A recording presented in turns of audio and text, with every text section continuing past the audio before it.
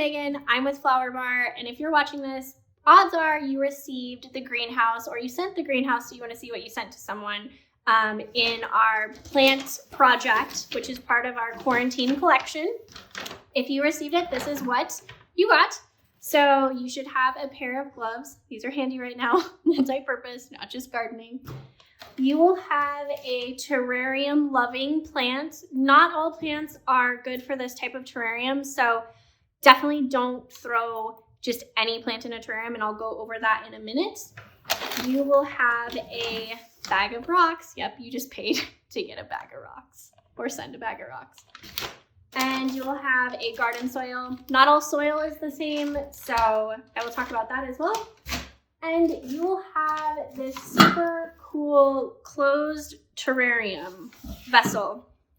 So there are two types of terrariums. There's a closed terrarium and an open terrarium.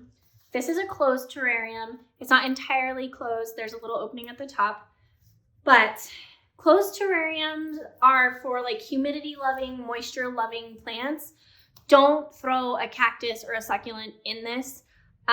We're here in Arizona, and a lot of times people come into the studio and they're like, I want to put a cactus in here. We're like, that is a very bad idea. Don't do that. It won't go well. It'll be very sad for you and the plant. So make sure you find like a moisture loving fern. We have a peperomia. Just don't put a cactus or a succulent in the terrarium. If you want to have those types of plants, you should have an open air terrarium, and that way they have air circulating and they can dry out. Terrariums keep the moisture in. So this little guy just comes off. It is glass. Be careful, be delicate with it. Don't set it somewhere where you're gonna knock it over. So I'm gonna set that out of the way.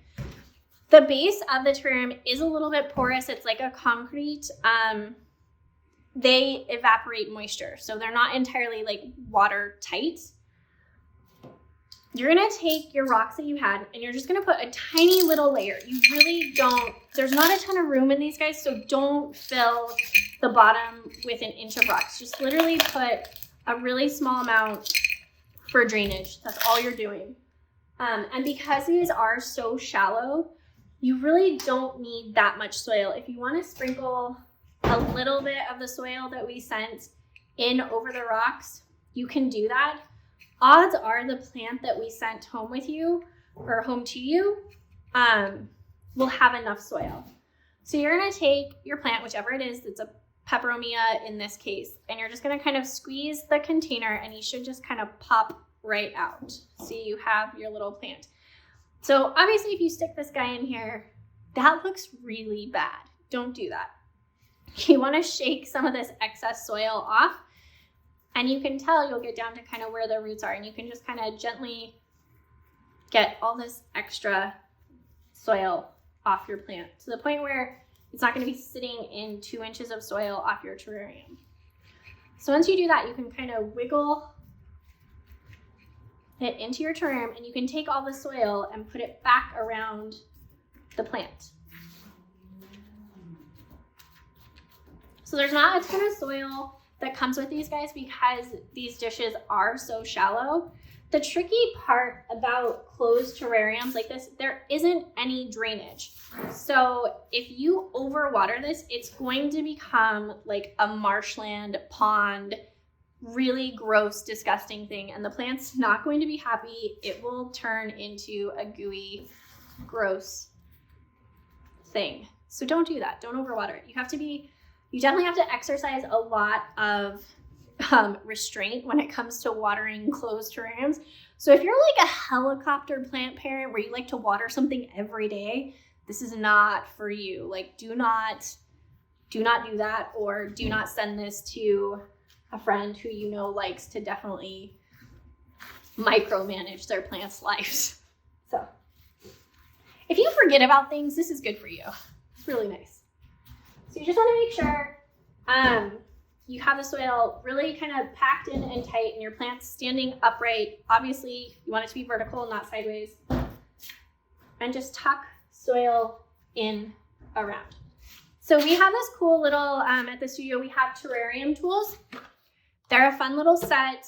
I really like them for terrariums, and they're just like cute, super cute. They make you feel like this is really fun and fancy. So you can take the little terrarium brush and you can brush the dirt off the edge. If you get any on the leaves, you can kind of brush them. It's very like OCD and satisfying to like do this. And then there's a little rake too. And so you can use the back end of the rake to push the soil down around your plant. So you just want to make sure everything is really solid and packed in and the soil is really tight around your plant. Then you'll take the duster, or you can even take a paper towel and just wipe the edge of your terrarium base. Then you take the top. You just want to make sure everyone goes in their little home. You can kind of just push the leaves up and guide them in. And then you're just going to kind of, ooh, hi. Nope, you go in your home, buddy. And you just kind of twist and wiggle him down, right? So now you have a closed terrarium that is planted. And it looks like this. So how do you take care of this little guy? Well, the glass is going to magnify the light. So don't put this in a window. Like you're just gonna, it's like ants under a magnifying glass for your plant. Like that's the comparison here.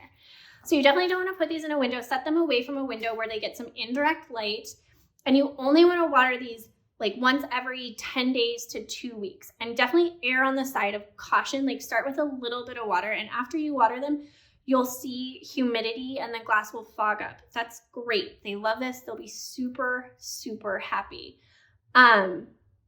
If it gets kind of funky and there's too much humidity, you can always take the top off and let the plant breathe. But most of the plants, or all of the plants that we're going to send, will love like that really high humidity environment. And then we have these really fun watering cans. We have a couple different options. You don't need a watering can, but you can water at the base. You can literally kind of just tip up the side and put a tiny bit of water in, and it goes to the base. If you pour it through the top, it's going to hit the leaves and it's going to splash everywhere, and then you're going to have water spots all over the inside of the glass, and then you're going to have to take it apart and clean it, and it's not fun. So just really gently lift up and tilt the top and then slide water in there and a little tiny bit, and then you can just twist the terrarium top back on. So there's an option for a watering can if you want to add that on, or the cool terrarium tools, but otherwise definitely don't overwater these guys. Less is more, and enjoy. Happy growing, friends.